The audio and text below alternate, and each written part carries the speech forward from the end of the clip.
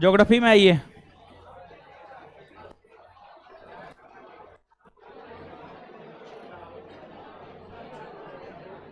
आज पहला चैप्टर निपटा देते हैं क्या ना।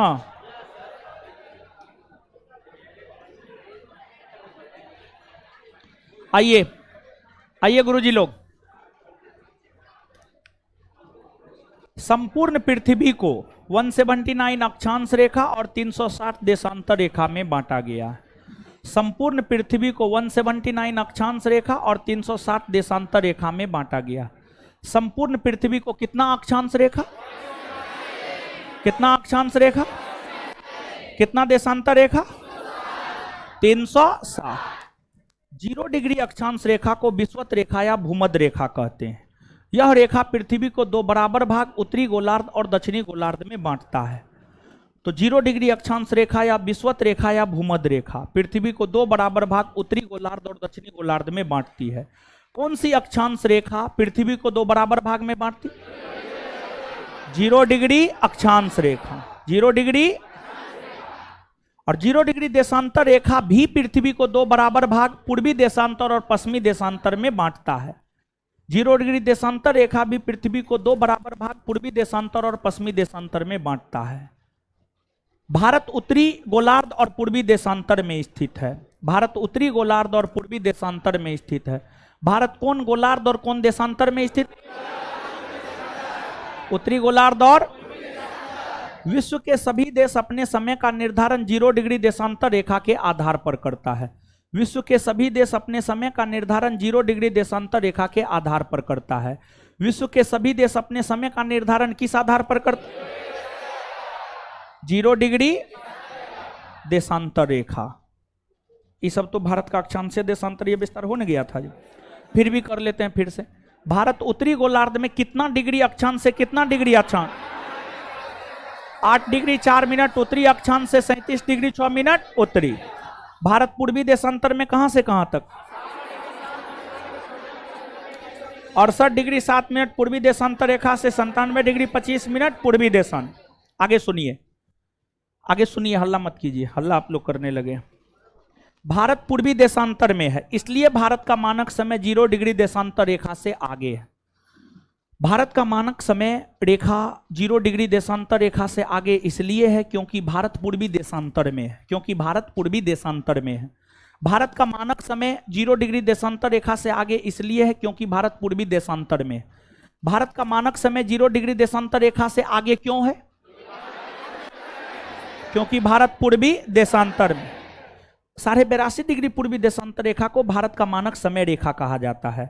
82.5 डिग्री देशांतर रेखा को भारत का मानक समय रेखा कहा जाता है। भारत का मानक समय रेखा कौन सी देशांतर? भारत का मानक समय 0 डिग्री देशांतर रेखा से 5.5 घंटा आगे है। भारत का मानक समय 0 डिग्री देशांतर रेखा से 5.5 घंटा आगे है। भारत का मानक समय 0 डिग्री देशांतर रेखा से कितना आगे? कितना घंटा आगे है? विश्व के सभी देश अपने समय का निर्धारण 0 डिग्री देशांतर रेखा के आधार पर करता है। विश्व के सभी देश अपने समय का निर्धारण किस रेखा पर करता है? 0 डिग्री देशांतर कर्क रेखा। 23.5 डिग्री उत्तरी अक्षांश रेखा को कर्क रेखा कहा जाता है। 23.5 डिग्री उत्तरी अक्षांश रेखा को कर्क रेखा कहा जाता है। कितना डिग्री अक्षांश रेखा को कर्क रेखा? 23.5 डिग्री उत्तरी। कितना डिग्री अक्षांश रेखा को कर्क रेखा? 23.5 डिग्री। यह भारत के लगभग मध्य से होकर गुजरती है और भारत को 2 बराबर भाग उत्तरी भारत और दक्षिणी भारत में बांटती है। तो 23.5 डिग्री उत्तरी अक्षांश रेखा यानी कर्क रेखा। कर्क रेखा भारत के मध्य से होकर गुजरती है और भारत को 2 भाग उत्तरी भारत और दक्षिणी भारत में बांटती है। तो कौन ऐसी काल्पनिक रेखा है जो भारत को लगभग 2 बराबर भाग में बांटती है? कौन है? कर्क रेखा। कर्क रेखा भारत के 8 राज्यों से होकर गुजरती है। कर्क रेखा भारत के कितने राज्यों से होकर गुजर? कितने राज्यों से? कितने राज्यों से? और जो 8 राज्यों से होकर गुजरती है उसको याद रखने का ट्रिक है, गरम छाछ पी तृप्ति मिलेगी। ग से गुजरात, र से राजस्थान, म से मध्य प्रदेश, छ से छत्तीसगढ़, झ से झारखंड, प से पश्चिम बंगाल, त्रि से त्रिपुरा, मी से मिजोरम। तो कर्क रेखा भारत के 8 राज्यों से होकर गुजरती, उसका नाम बोलिए।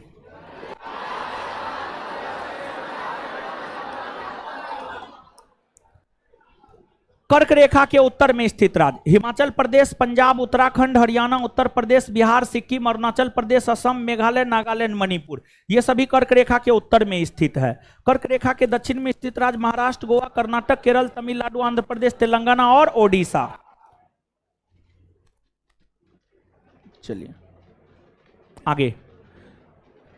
भारतीय मानक समय रेखा 82.5 डिग्री पूर्वी देशांतर रेखा को भारतीय मानक समय रेखा कहा जाता है, जो भारत के 5 राज्यों से होकर गुजरती है, जिसको याद रखने का ट्रिक है मौका। एम से मध्य प्रदेश, ओ से ओडिशा, यू से उत्तर प्रदेश, सी से छत्तीसगढ़, ए से आंध्र प्रदेश। तो भारतीय मानक समय रेखा कितने राज्यों से होकर गुजर? भारतीय मानक समय रेखा कितने राज्यों से होकर गुजर? कितने राज्यों से? भारतीय मानक समय रेखा कितने राज्यों से होकर? कितने राज्यों से? याद रखने का ट्रिक मौका, याद रखने का ट्रिक एम से ओ से यू से उत्तर प्रदेश, यू से सी से छत्तीसगढ़, ए से आगे। आगे ध्यान से सुनिए, अब हल्ला मत कीजिएगा। मध्य प्रदेश और छत्तीसगढ़ ऐसे राज्य है जिससे होकर कर्क रेखा और 82.5 डिग्री पूर्वी देशांतर रेखा दोनों गुजरती है।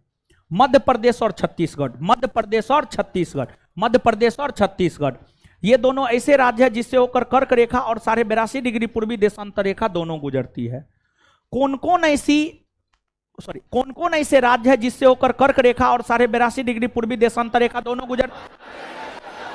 मध्य प्रदेश और कर्क रेखा और 82.5 डिग्री पूर्वी देशांतर रेखा एक दूसरे को छत्तीसगढ़ राज्य में प्रतिच्छेद करती है।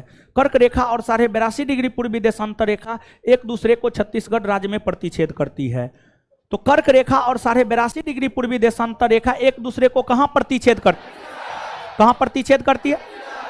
भारत के पूर्वी भाग तथा पश्चिमी भाग में समय का अंतर 2 घंटे का होता है।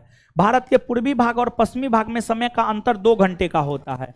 तो भारत के पूर्वी भाग और पश्चिमी भाग में समय का अंतर कितने घंटे का? संपूर्ण भारत का अक्षांशीय विस्तार 6 डिग्री 4 मिनट उत्तरी अक्षांश रेखा से लेकर 37 डिग्री 6 मिनट उत्तरी अक्षांश रेखा तक है। संपूर्ण भारत का अक्षांशीय विस्तार 6 डिग्री 4 मिनट उत्तरी अक्षांश रेखा से लेकर 37 डिग्री 6 मिनट उत्तरी अक्षांश रेखा तक है। तो संपूर्ण भारत का अक्षांशीय विस्तार कहां से कहां? भारत का सबसे उत्तरी बिंदु इंदिरा कॉल है। भारत का सबसे उत्तरी बिंदु, भारत का सबसे उत्तरी बिंदु, भारत का सबसे दक्षिणी बिंदु इंदिरा पॉइंट है। भारत का सबसे दक्षिणी बिंदु, भारत का सबसे दक्षिणी बिंदु, भारत का सबसे पूर्वी बिंदु अरुणाचल प्रदेश में स्थित किबुथु है। भारत का सबसे पूर्वी बिंदु किबुथु है। भारत का सबसे पूर्वी बिंदु, सबसे पश्चिमी बिंदु गुजरात में स्थित गुहार मोती। सबसे पश्चिमी बिंदु भारत की मुख्य भूमि का सबसे दक्षिणी बिंदु तमिलनाडु के कन्याकुमारी में स्थित कैप कैमोरिन है। भारत की मुख्य भूमि का सबसे दक्षिणी बिंदु तमिलनाडु के कन्याकुमारी में स्थित कैप कैमोरिन है। भारत की मुख्य भूमि का सबसे दक्षिणी बिंदु कौन है? Cap Comorin. तमिलनाडु के कन्याकुमारी में बंगाल की खाड़ी, अरब सागर और हिंद महासागर तीनों आपस में मिलती है। तमिलनाडु के कन्याकुमारी में बंगाल की खाड़ी, अरब सागर और हिंद महासागर तीनों आपस में मिलती है। कहां बंगाल की खाड़ी, अरब सागर और हिंद महासागर तीनों आपस में मिलती? कहां मिलती है? भारत के दक्षिणी पूर्वी भाग में बंगाल की खाड़ी में ही अंडमान निकोबार द्वीप समूह स्थित है। भारत के दक्षिणी पूर्वी भाग में बंगाल की खाड़ी है। भारत के कौन दिशा में बंगाल की खाड़ी? दक्षिणी पूर्वी। भारत के कौन भाग में बंगाल की खाड़ी है? और बंगाल की खाड़ी में ही अंडमान निकोबार द्वीप समूह स्थित है। अंडमान निकोबार द्वीप समूह कहां स्थित है? भारत के दक्षिणी भाग में अरब सागर है, दक्षिणी पश्चिमी भाग में अरब सागर है। अरब सागर में लक्षद्वीप है। भारत के दक्षिणी पश्चिमी भाग में अरब सागर है। भारत के किस दिशा में अरब सागर है? किस दिशा में? लक्षद्वीप कहां है? अरब सागर। भारत के मालाबार तट और लक्षद्वीप के बीच में जो सागरीय भाग है उसे लक्षद्वीप सागर कहते हैं। भारत के मालाबार तट और लक्षद्वीप के बीच में जो सागरीय भाग है उसे लक्षद्वीप सागर कहते हैं। तो भारत के मालाबार तट और लक्षद्वीप के बीच जो सागरीय भाग है उसे क्या कहते हैं? भारत के 9 राज्य समुद्री सीमा बनाती है और 19 राज्य समुद्री सीमा नहीं बनाती। भारत के कितने राज्य समुद्री सीमा कितने राज्य? कितने राज्य? अरब सागर के साथ 5 भारतीय राज्य समुद्री सीमा बनाती है, गुजरात, महाराष्ट्र, गोवा, कर्नाटक और केरल।